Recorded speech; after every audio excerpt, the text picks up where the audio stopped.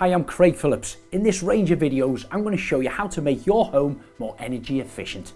And this particular video will be showing you how to seal around your pipes. Now, many people may not be aware how vulnerable areas of their house are where they could be potentially losing heat.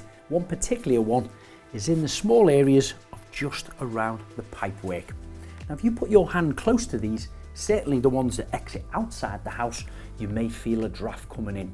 So if you're getting a draft coming in, your hot air will also be escaping through there, which of course will cost you more energy. So I'd recommend have a good look around your house. Start in the bathroom, go underneath your sink, check out below where the pipes are, and even the toilet as well. You have a large 4-inch waste pipe at the bottom of your toilet. There may be a little gap around there, which potentially will let a lot of air in. Once you've identified where the vulnerable areas are and you can feel that draft coming in around the pipes, the good news is it's really easy to fix. All you need is some expanding foam. Look at the area, give it a bit of a dust off.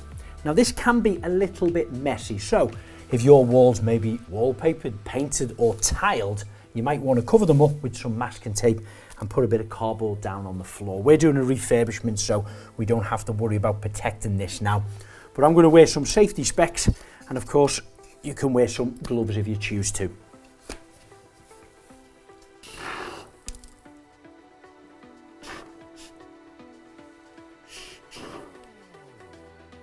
So that's how easy it is to apply. Leave that to fully dry. Once it's dried, you can take your trimming knife and carefully and slowly trim that off, make it nice and flush to the wall.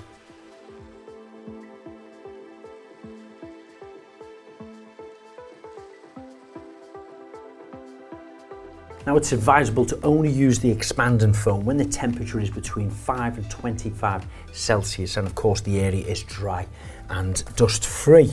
I did it about 3 to 4 hours ago and it appears to be dry, but what I'm going to do is get a pin or a long screw like this and just twist it into the center where it's at its thickest point and just see if it's dry. Yeah, I'm happy with that now. It's quite dusty on there, so we know it's dry right the way throughout. I can take my trimming knife out and start to slowly trim around it.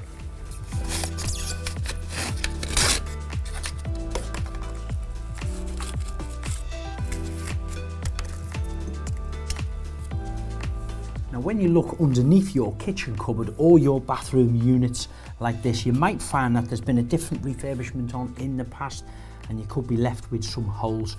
So do make sure that they're cleaned out, they're dry, and you fill them with foam as well.